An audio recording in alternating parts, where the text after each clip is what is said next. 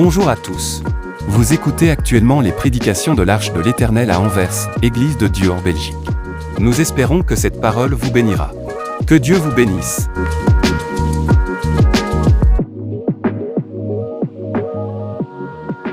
Alléluia! C'est pour ça que je voudrais que ces cultes, les cultes du soir, soient un moment véritablement de célébration.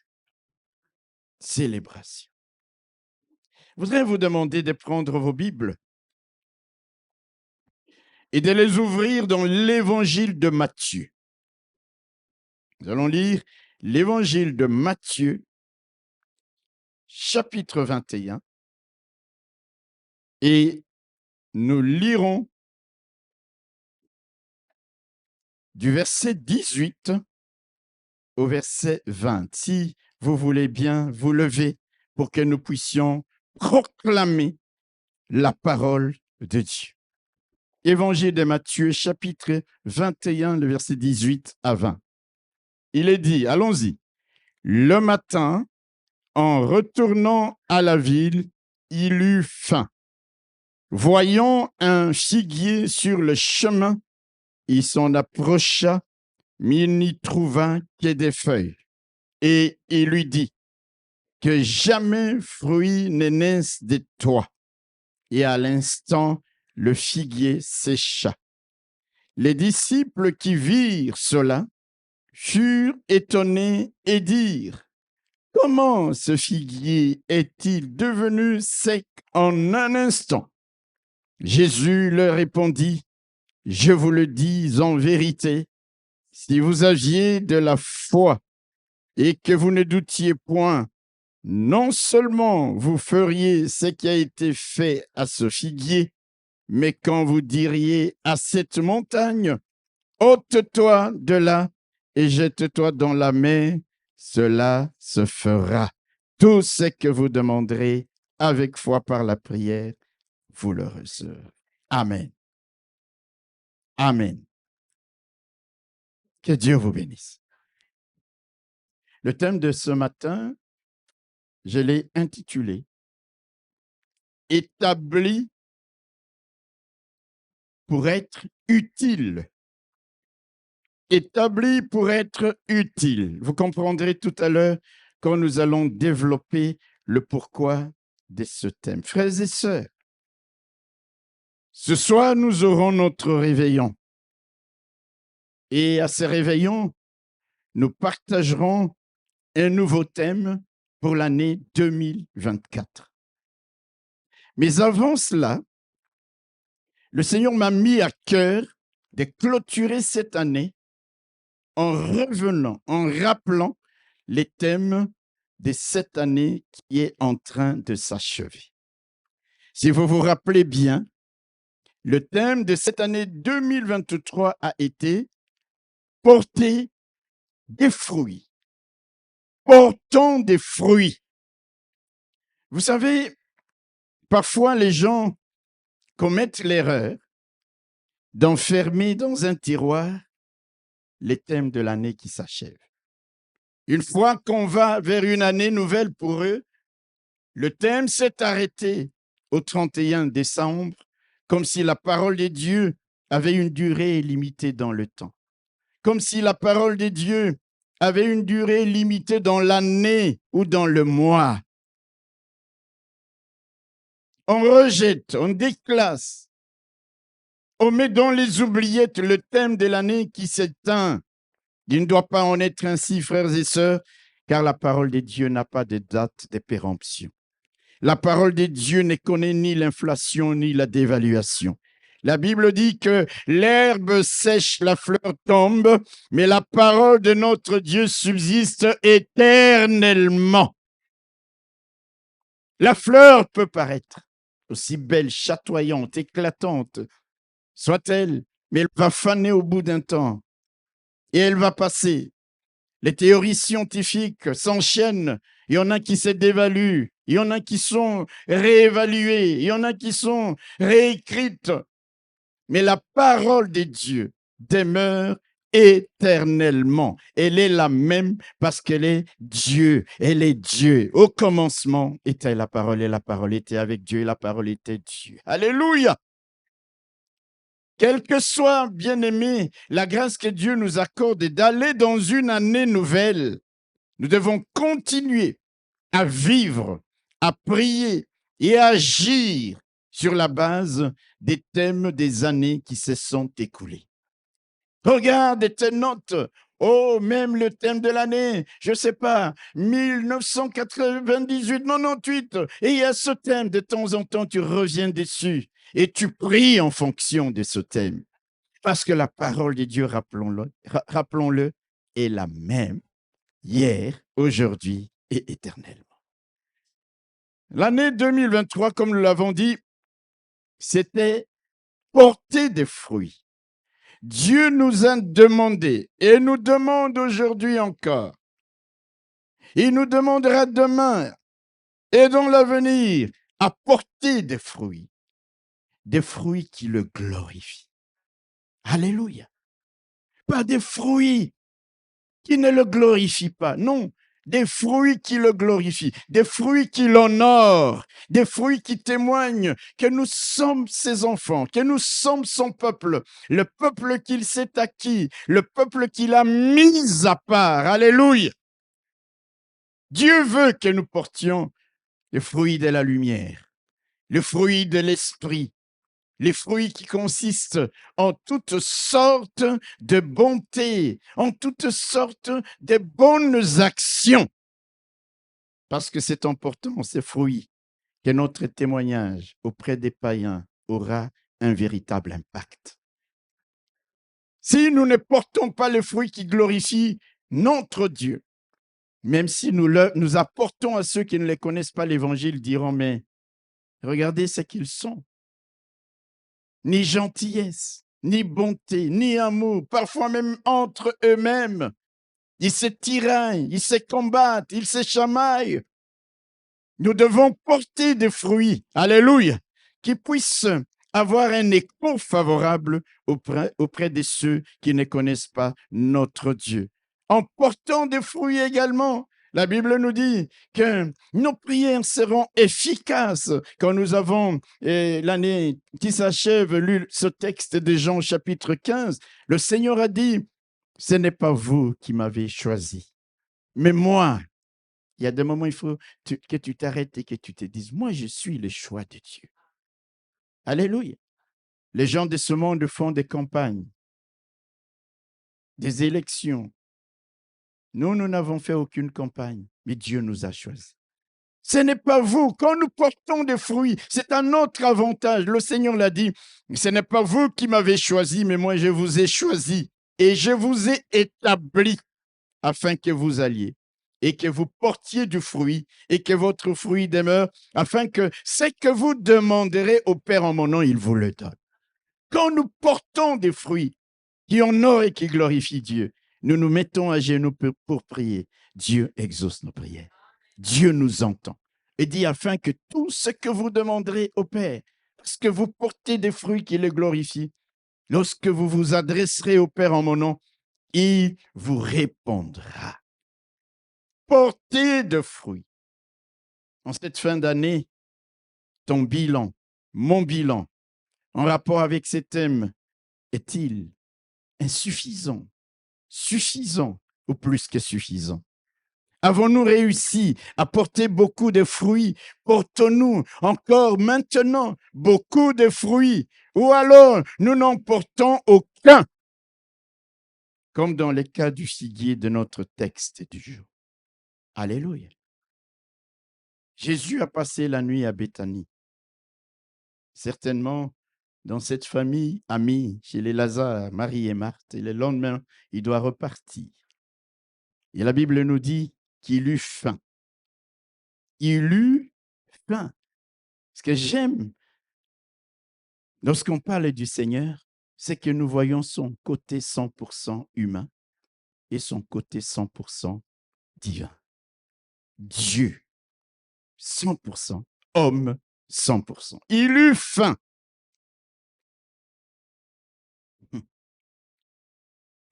Et qu'est-ce qu'il voit?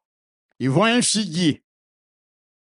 Écoutez bien, un figuier sur le chemin. Vous savez que chaque mot de la parole de Dieu n'est pas anodin.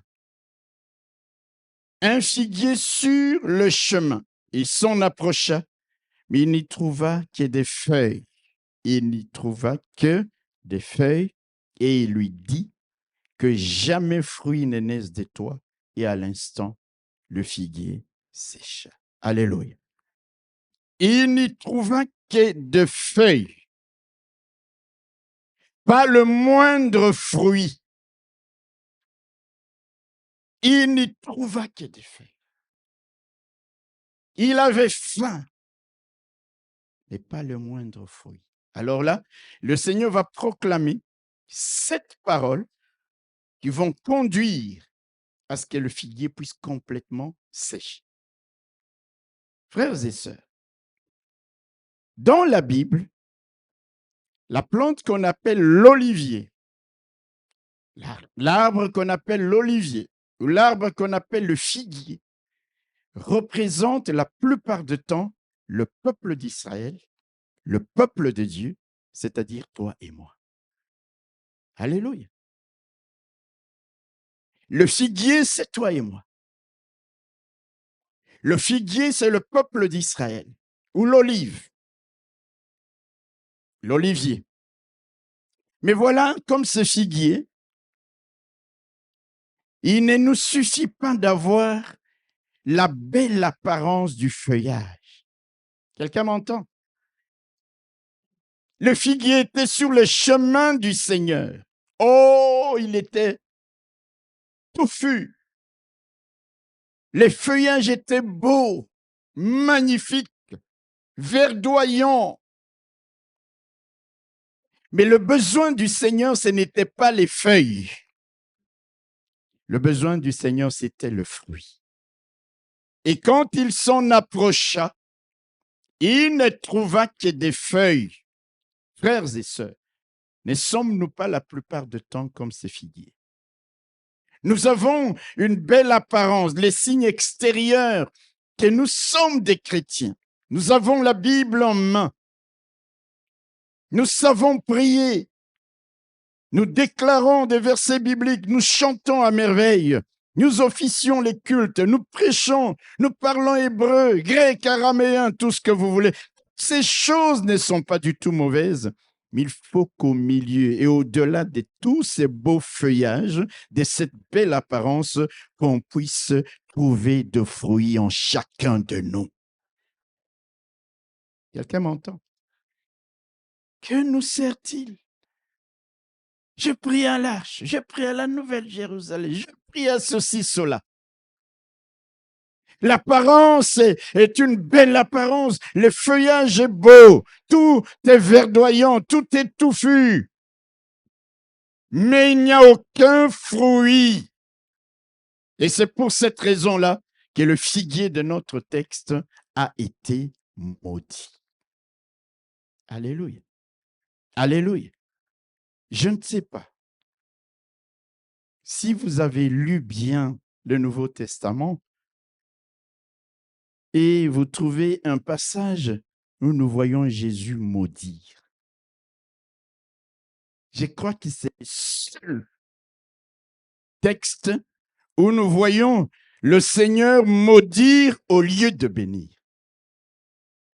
C'est le seul passage où nous voyons le Seigneur détruire au lieu de restaurer.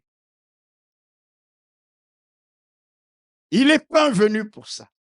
Mais je crois qu'en maudissant ce figuier, Jésus veut nous faire comprendre l'importance pour le figuier, c'est-à-dire pour toi et moi, de porter de fruits. Alléluia.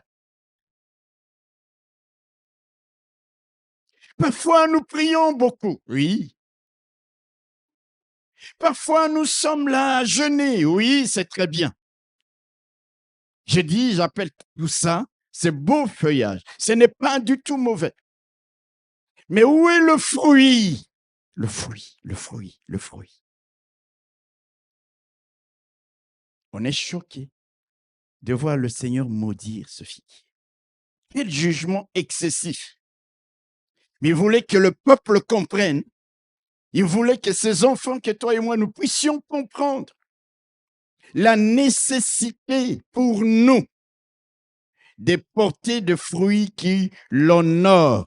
Parce que c'est à cela qu'il nous a choisis, c'est pour cela qu'il nous a établis, c'est pour cela qu'il nous a envoyés en tant que ses disciples pour gagner le monde en le témoignant. Quelqu'un n'a pas dit un bon amen. C'est pour cela que j'ai voulu, le Seigneur m'a mis à cœur que nous revenions ici, pour que chacun fasse un petit peu le bilan. Que plus personne ne mange de ton fruit. Et à l'instant, j'aime le mot à l'instant dans ce texte parce que ça montre que ton Dieu est un Dieu qui peut agir aussi instantanément. Alléluia. Instantanément. Nous marcherons toujours avec l'assurance que notre Dieu ne sera jamais pris au dépourvu. Instantanément, il peut t'inspirer. Instantanément, il peut agir en ta faveur. Instantanément, il peut ouvrir une porte. Pourquoi? Parce que tout pouvoir lui a été donné dans les cieux, sur la terre et sous la terre. Il maudit le figuier. Pourquoi? Parce qu'il n'y avait que des feuilles. N'ayons pas que des feuilles. Alléluia. Frères et sœurs, quand nous venons à l'église ici, ce n'est pas pour nous juste perdre notre temps, combler le vide, on n'a rien à faire. Non, nous venons pour écouter la parole de Dieu qui va nous changer, qui va nous conduire vers où Dieu veut que nous arrivions. Portons des fruits. Quand nous lisons l'histoire de ce figuier dans l'évangile de Marc, au chapitre 11, Marc, lui, il dit, Jésus a eu faim, il s'est approché de ce figuier et il n'a trouvé aucun fruit parce que ce n'était pas la saison. Alléluia. Il dit, ce n'était pas la saison des figues. Pourquoi alors le Seigneur a-t-il maudit ce figuier? Si ce n'était pas la saison, ça veut dire qu'il n'y a aucune raison de maudire ce figuier parce que ce n'était pas la saison. Laissez-moi nous donner quelques éléments de réponse brièvement et nous aurons à terminer cette exhortation. Certes, c'était vers le mois d'avril, ce n'était pas la saison des figues, mais il faut savoir une chose. Les figuiers est l'un des rares arbres où les fruits se développent en même temps que les feuilles. Vous me suivez? Dès que les feuilles poussent, les fruits poussent. Et parfois même dans certaines régions en Palestine, on trouve les premiers fruits qui apparaissent avant même les feuilles. Avant même les feuilles. Donc, voir les feuilles sur ce figuier et ne trouver aucun fruit était une anomalie. Vous me suivez? C'était une anomalie. Même si ce n'est pas la saison, dès qu'on voit les feuilles, on sait que les figues sont là. Et le Seigneur, lorsqu'il a eu faim, qu'il n'a trouvé que des feuilles, il a jugé que ce figuier avait failli. Alléluia. Alléluia.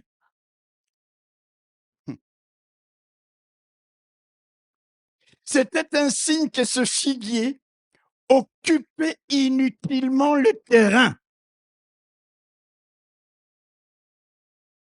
Et au lieu qu'il puisse occuper inutilement le terrain, il fallait qu'on l'arrache. Frères et sœurs, comme des figuiers, portons des fruits en tout temps. Ayons des fruits en même temps que les beaux feuillages que nous arborons, que nous avons en tout temps.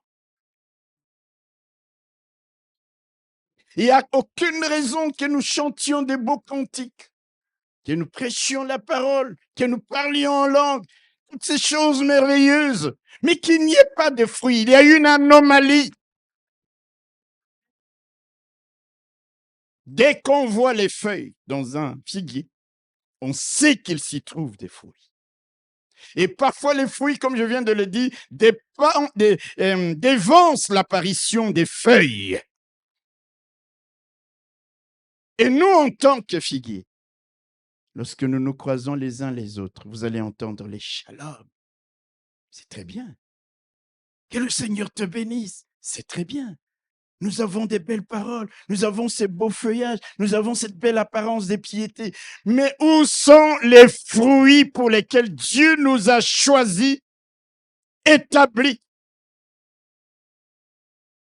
Nos vies sont la plupart du temps une anomalie de ce point de vue.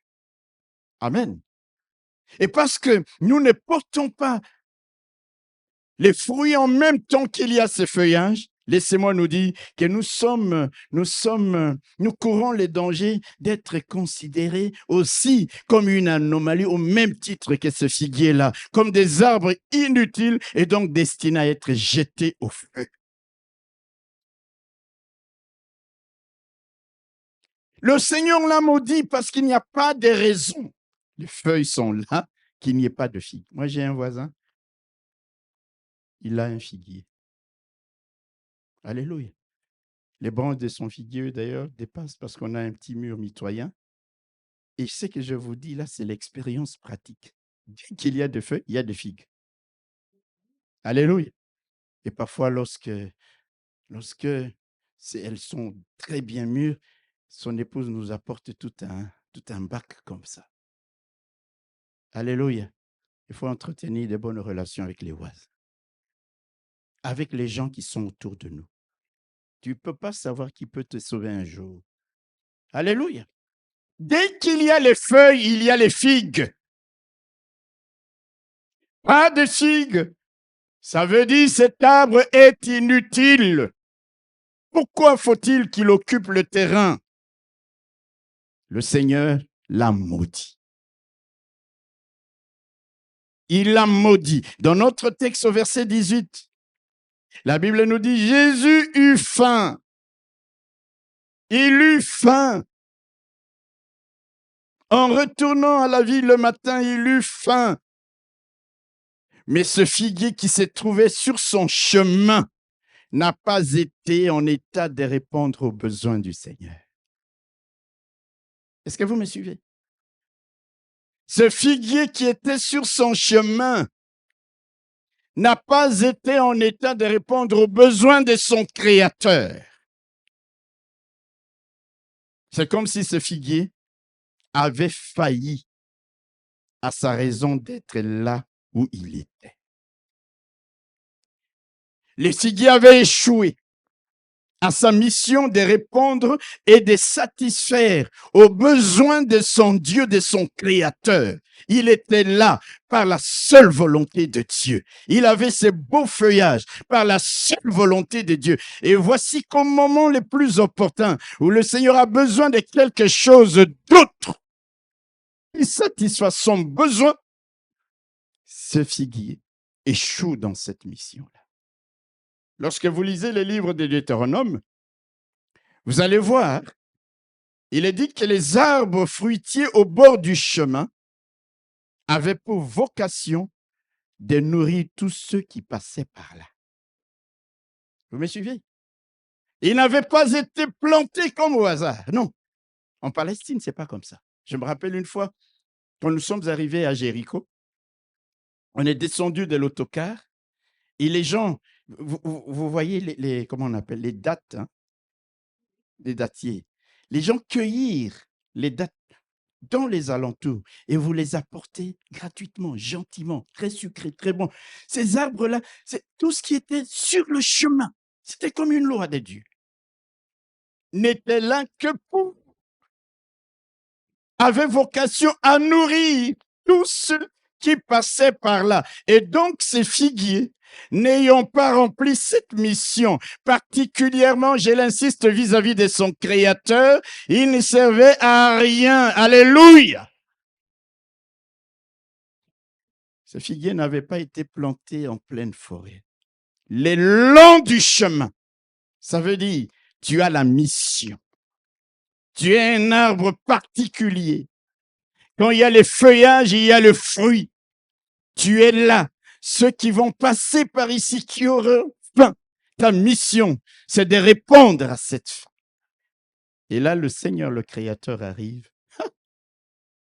Moi, j'ai dit, alléluia, si le figuier avait encore manqué sa mission vis-à-vis d'un homme, il existerait toujours. L'homme dit, ah, cet arbre n'a pas de fruits, il passe. Mais le Seigneur arrive là.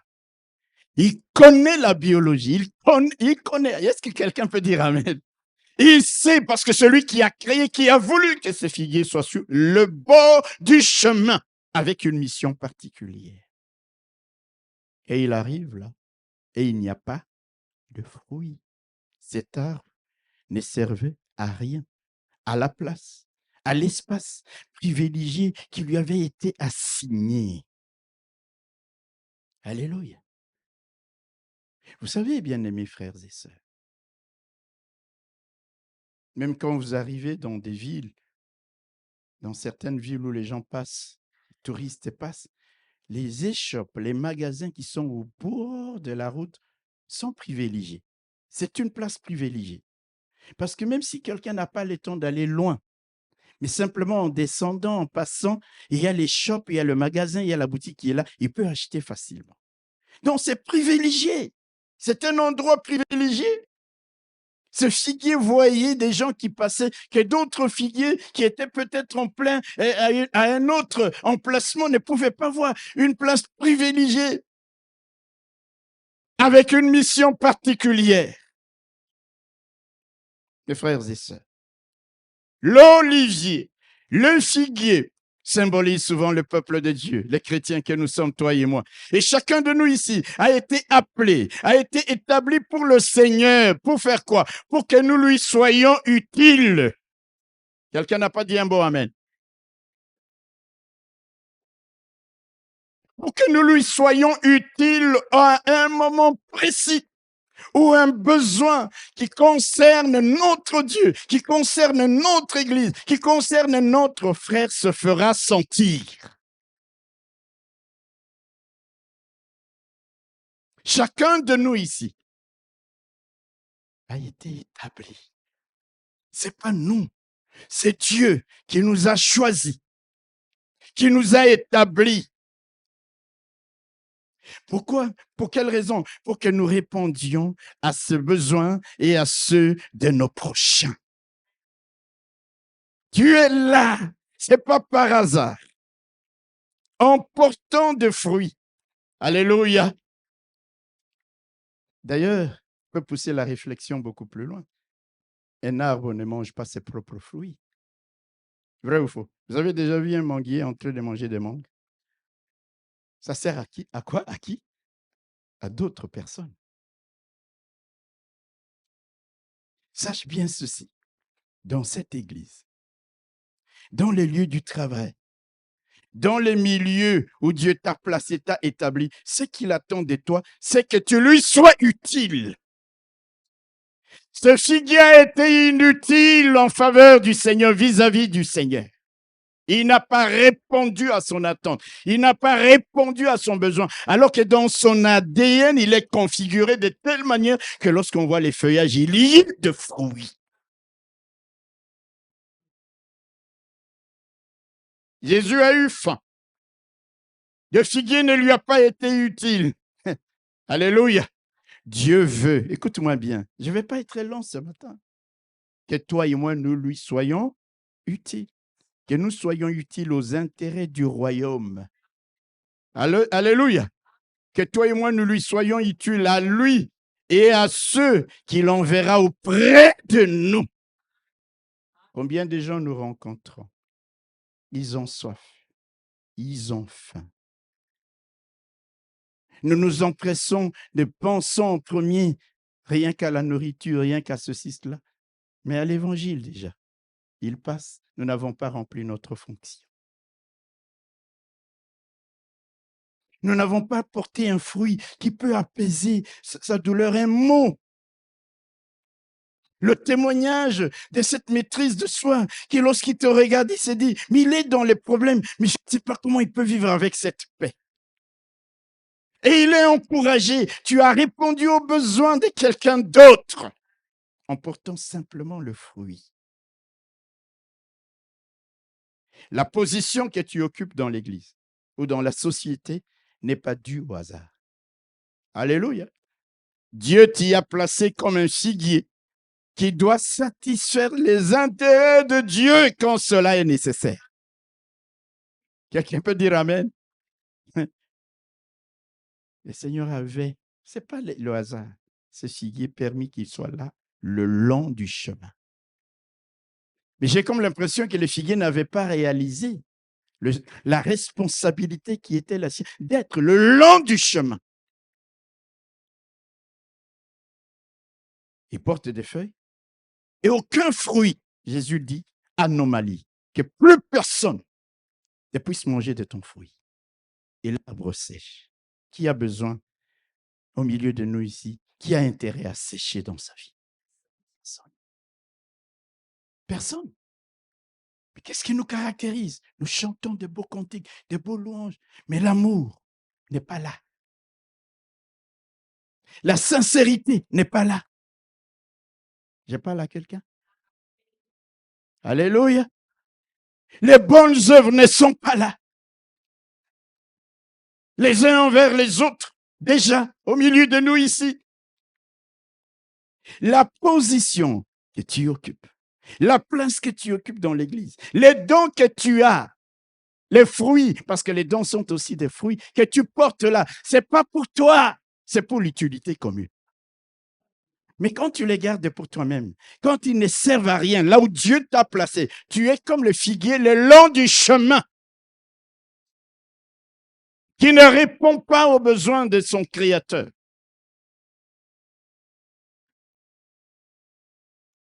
Quand il y a eu cette première tentative de génocide du peuple juif dans l'histoire de Mardochée et d'Esther, n'est-ce pas? Esther est arrivée à être choisie reine, n'est-ce pas?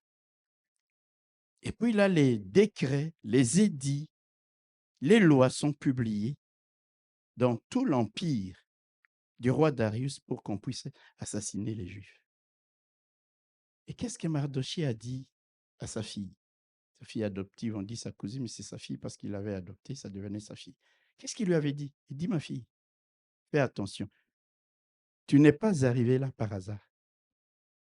Qui sait si ce n'est pas pour un temps comme celui-ci que Dieu a permis que tu accèdes à la royauté. Dieu t'a placé là-bas, pas juste pour que tu portes tes longues robes, que tu aies toutes ces dames des compagnies qui viennent te coiffer, qui viennent te faire l'étoile. Il dit, tu as été placé là pour répondre un jour. Alléluia. Le peuple est en danger. Mais Dieu a anticipé, il t'a placé là. Parce que laisse-moi te dire, ma fille, si tu n'agis pas, la délivrance viendra d'ailleurs. Parce que Dieu peut se passer de chacun de nous. Mais toi et ta maison, c'est-à-dire toi et moi, parce que sa maison, la maison d'Esther, c'était la maison de Mardochée. Il dit, toi et la maison de ton père, nous allons tous périr. Dieu a placé ce figuier là, à un endroit privilégié, le long du chemin, voyant un figuier sur le chemin. Qui sait si ce n'était pas pour un temps exactement comme celui-là que ce figuier avait été placé là, parce qu'un jour, les créateurs passeraient. Alléluia. Le Créateur aurait faim. Et le Créateur se dirait, oh, je ne me suis pas trompé de placer ce figuier sur ce chemin. Là, il va répondre à mon besoin, mais il arrive espoir déçu. Combien de fois nous décevons le Seigneur? Il nous a placés là. Vous savez, même à l'église, il y a des moments, tu pleures dans ton cœur. On dit par exemple, c'est la fête de l'année, nous allons peut-être nous cotiser un peu pour faire ci, pour faire ça. Ah non, ici on fait ça. Qui sait pourquoi on t'a placé là? Tu es à l'église comme ce figuier aussi que Dieu a placé parce qu'un jour, tu devras, je devrais, nous devrons répondre aux besoins de ce Dieu-là pour être béni. Pour être béni simplement. Alléluia. Alors Esther dit non, non, non, non, j'ai compris la responsabilité qui est la mienne. Si je suis arrivé, j'ai accédé à la royauté, ce n'est pas juste pour que... Non, je vais jeûner moi aussi. Publions un décret, jeûnons. Et moi, je vais avancer, je vais aller auprès du roi, même si je n'ai pas été invité. Je dois remplir ma mission, assumer ma responsabilité. Le peuple de Dieu est en danger. Il y a un besoin et Dieu veut se servir de moi. Mais ce serait avec joie, mes frères et sœurs. L'histoire d'Esther est écrite parce que cette femme n'a pas regardé à tous les intérêts parce qu'elle pouvait mourir. Si le roi n'était pas invité, notre ancien, le frère Edmond, nous avait très bien prêché là-dessus. Le roi n'était pas invité, tu ne peux pas te venir de toi-même. Tu es condamné à la mort. Jeune, il prie, elle se lève et elle va voir le roi. Le roi voit tout de suite que cette femme elle est déjà en train de mourir parce que les gardes vont venir la prendre. Elle n'avait pas été invitée. Les services de protocole, le roi va tendre le sceptre. C'était le symbole pour annuler toutes les lois ou les abroger et les suspendre. Et là, cette fille va sauver le peuple de Dieu. Elle répond aux besoins de Dieu. Vous savez, il y a des moments où nous disons, oui, Dieu peut se passer de tout. Dieu peut se passer de nous. Mais souvent aussi, Dieu veut se servir de nous. Et c'est là que ça devient un privilège. Donc, chanter pour moi n'est plus quelque chose qui, c'est pas pour moi. Prêcher, c'est pas pour moi. C'est pas une joie, un plaisir. C'est pas pour que je sois vu. Je suis en train de répondre à ma mission. Je suis ce figuier qui a reçu le don de chanter, je chante. Je suis ce figuier qui a reçu le don de produits de figues, je les produis. Et tout ça, non pas forcément pour moi-même, mais pour les intérêts de Dieu, pour les intérêts de mon Créateur. Comment voulez-vous, mon frère, ma soeur, que je ne puisse pas servir avec joie? Mais quand Dieu a besoin de chanter, par exemple, des choristes ici, tu n'es pas là. Il a besoin de quelqu'un qui peut faire le pot, tu n'es pas là. Tu as été placé pourquoi? Tu as oublié que tu as établi pour être utile. Et là, tu es inutile. Esther a répondu. Et nous connaissons la suite. Alléluia. Alléluia. Le figuier était sur le chemin, sur la route du Seigneur. Et certainement avant le Seigneur, sur les chemins de tous ceux qui passaient par là, sans jamais remplir sa mission. Ces jours-là, c'était comme la goutte d'eau. Tous ceux qui sont passés ici, pas de fruits. Tous ceux qui sont passés ici, tu n'as pas rempli ta mission. Le Créateur, il arrive. C'est lui qui a les derniers mots. Alléluia!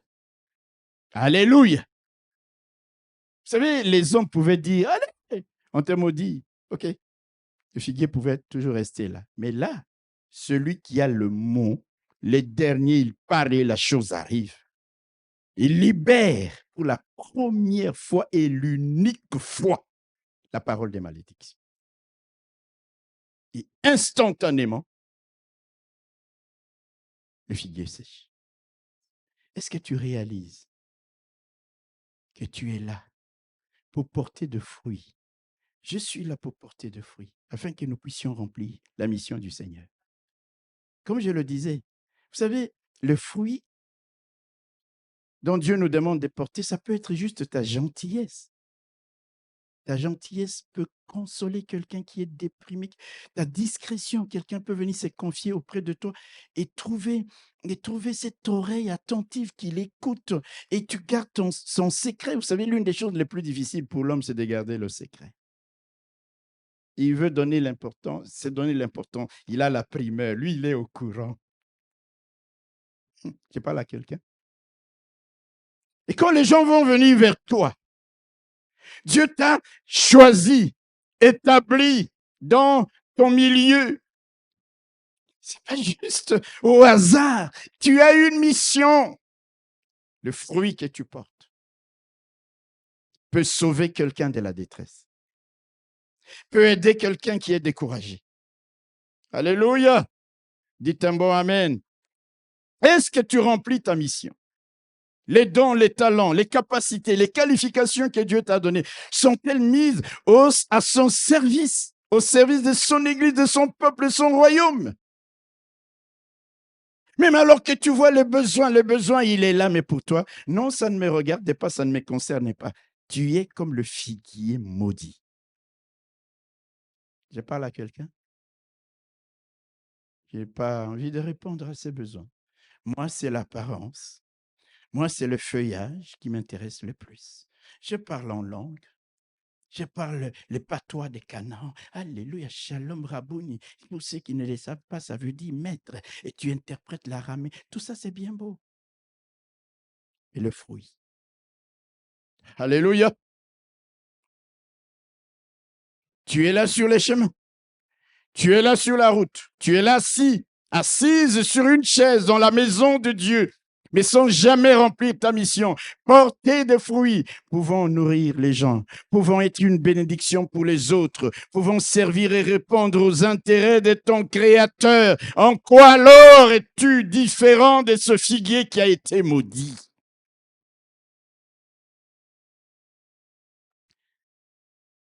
Revenons au verset 18. Le matin, en retournant à la ville, Jésus eut faim. Jésus y eut faim. Mais nous le savons, le figuier ne lui offrit aucun fruit. Je vais pousser la logique plus loin pour nous montrer ce que nous sommes. Et parfois, on est là, on dit, je ne vois rien, je prie. Frères et sœurs, quand Dieu dit porte de fruits pour que tes prières soient exaucées, Dieu le sait. Amen.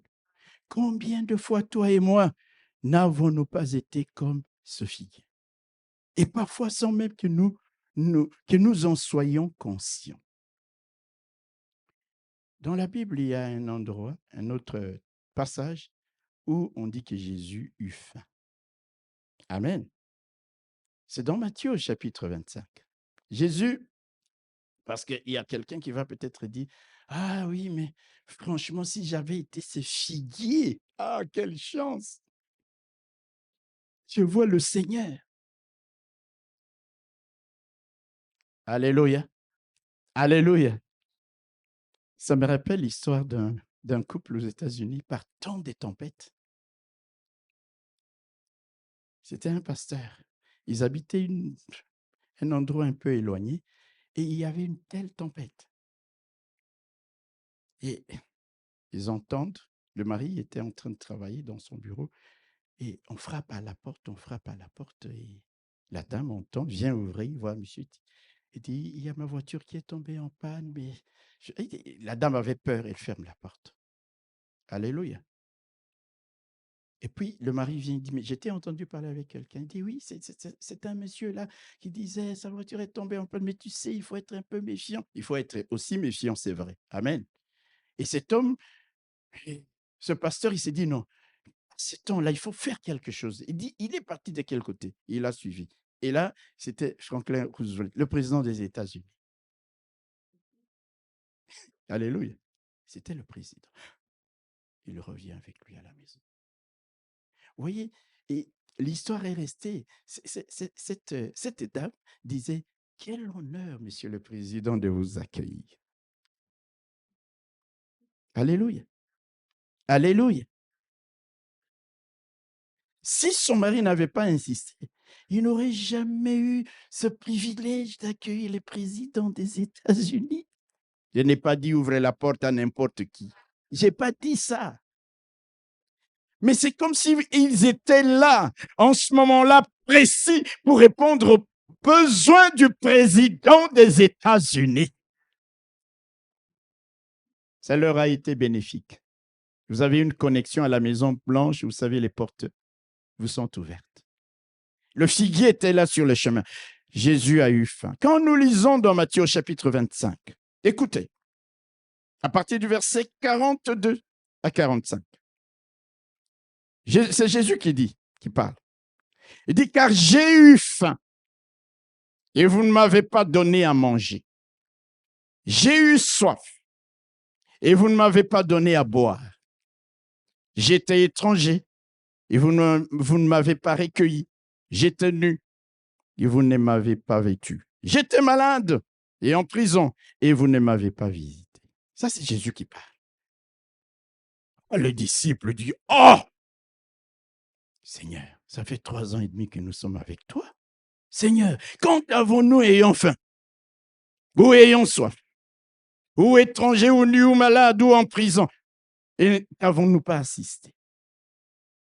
Il leur répondit, je vous le dis en vérité. Toutes les fois que vous n'avez pas fait ces choses à l'un de ces petits, à mes disciples, à mon peuple, à mes enfants, c'est à moi que vous ne les avez pas faites. Combien de fois ton frère dans l'église a eu faim? Nous ne voyons même plus les besoins les uns des autres. Alléluia. Alléluia.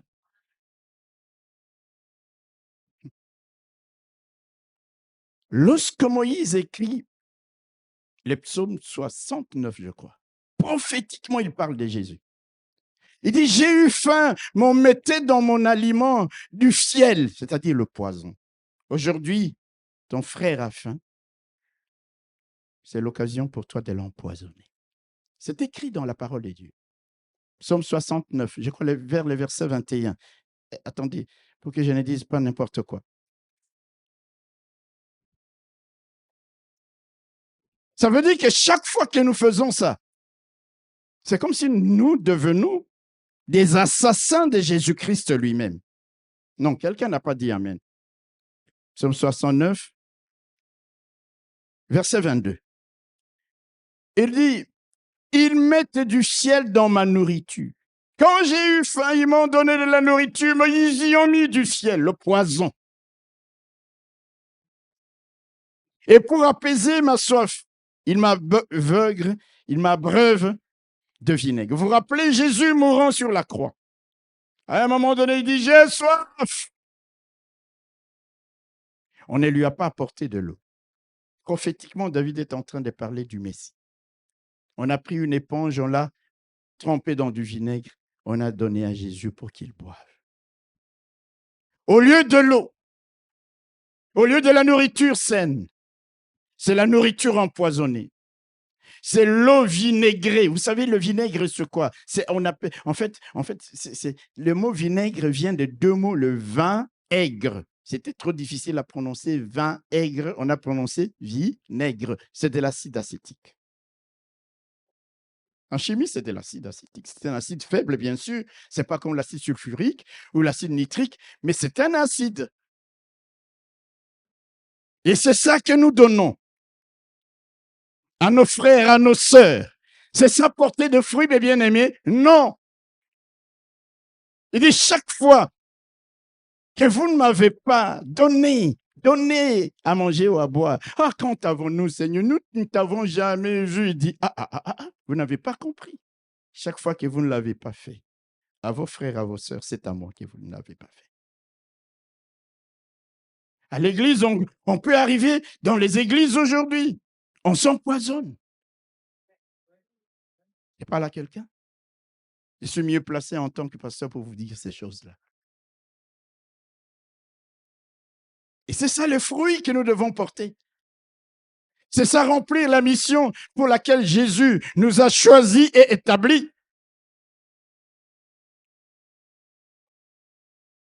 J'ai eu faim. Comme ce jour-là à Béthanie, figuier. J'ai eu faim. Tu avais vocation à me donner des figues, mais tu n'as pas rempli ta mission. Combien de fois le Seigneur est venu à nous au travers d'un frère, d'une sœur, d'une personne quelconque, Alléluia. Vous savez, souvent, je regarde une émission qu'on appelle Patron Incognito. Hein. Vous connaissez ça? J'aime bien. Le patron se déguise, change d'apparence et il va dans sa société se faire embaucher comme ouvrier. Alléluia. Et il y a des gens qui doivent lui apprendre à travailler, à faire. Et il voit tout ce que vous faites.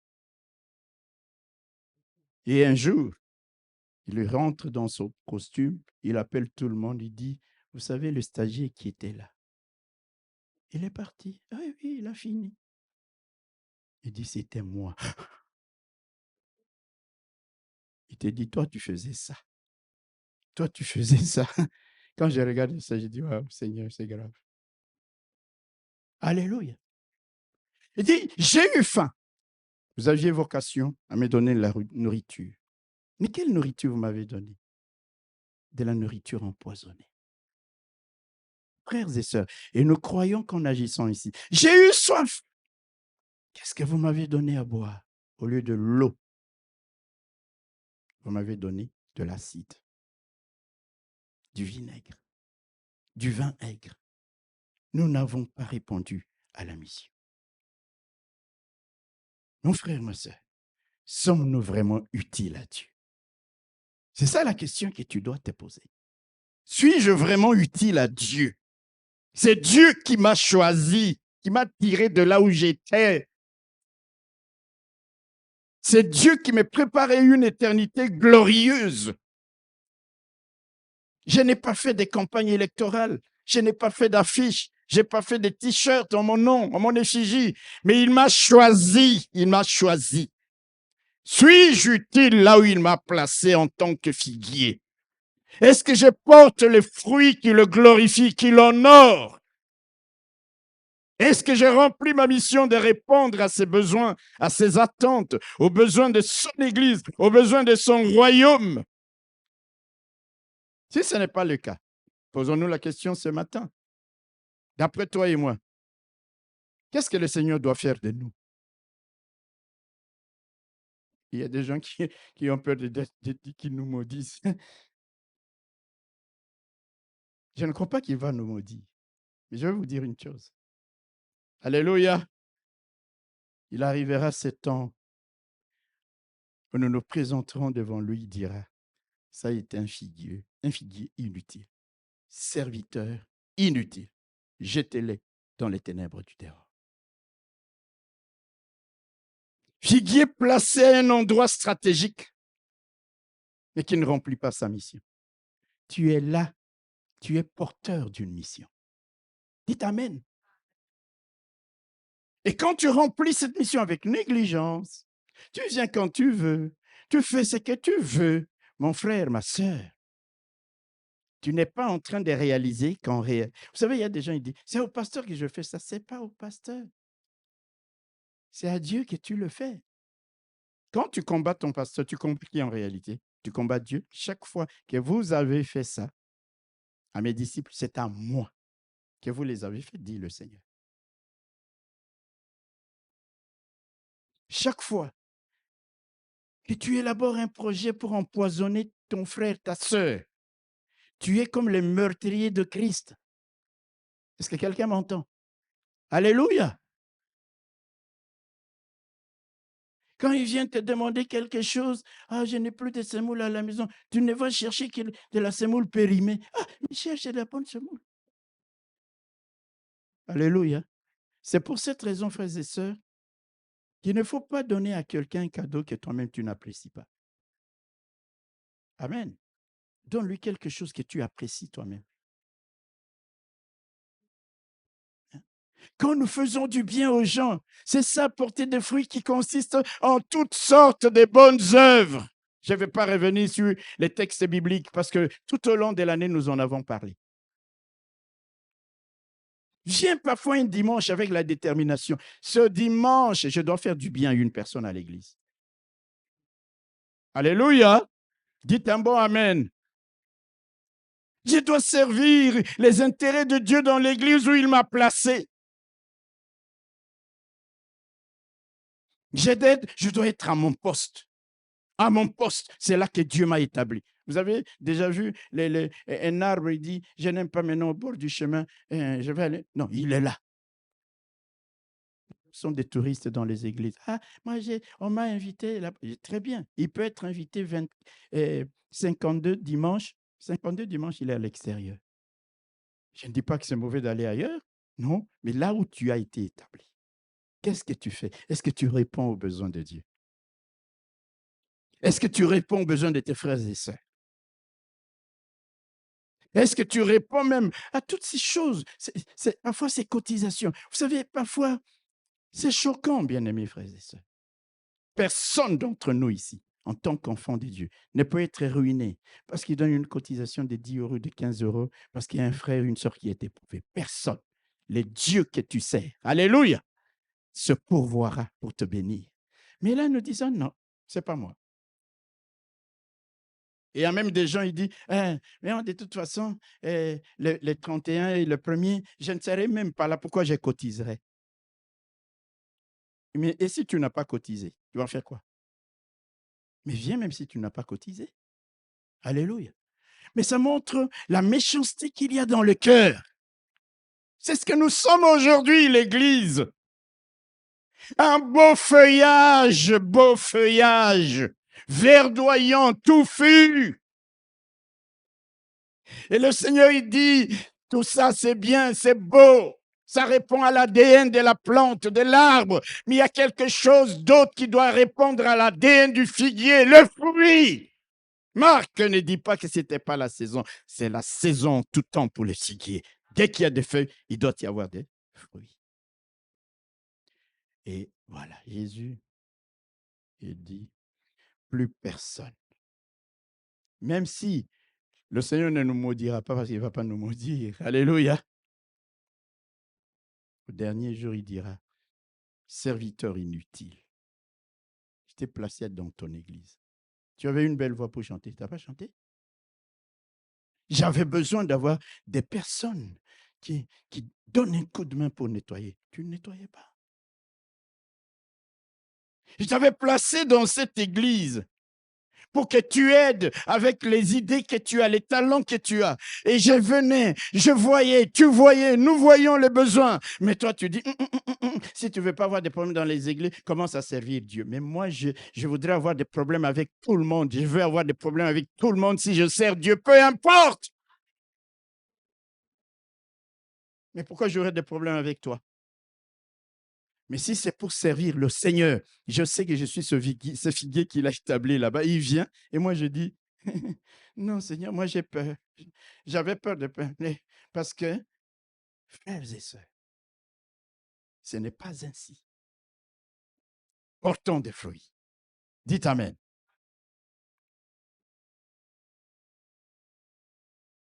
Le figuier, je le répète, sur les chemins de Béthanie a été maudit et a séché instantanément pour n'avoir pas répondu aux besoins de son Créateur. Il a été inutile, inutile. Je prie Dieu que tu ne sois plus ce figuier-là. Dis Amen. Je prie que tu ne sois plus ce figuier qui n'a que des belles feuilles, qui n'a qu'une belle apparence, qui n'a qu'un beau extérieur de piété, mais qui ne porte en lui aucun fruit pour la gloire et les besoins de son Créateur. En ces cultes de notre dernier dimanche de l'année, fais le bilan. Rappelle-toi de ce thème de l'année qui s'achève. Alléluia. Et rappelle-toi de ce dernier message, établi pour être utile. Choisi pour être utile. Ce n'est pas vous qui m'avez choisi. C'est moi, dit le Seigneur, qui vous ai choisi et qui vous ai établi. Et je vous ai dit, allez, portez du fruit, que votre fruit demeure, afin que tout ce que vous demanderez au Père en mon nom, il vous le donne. Que Dieu vous bénisse.